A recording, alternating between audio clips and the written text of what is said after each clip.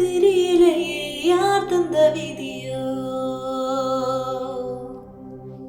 தூரத்தில் வரும் வெளிச்சமெல்லாம் நீ செல்லும் வழியோ. இங்க பறந்து கிடக்கும் பூமி உனக்கு தந்ததையா. எங்க இருக்கும் அத்தனை சாமியோ உனக்கு சொந்தமையா. ஓ கவலை எல்லாம்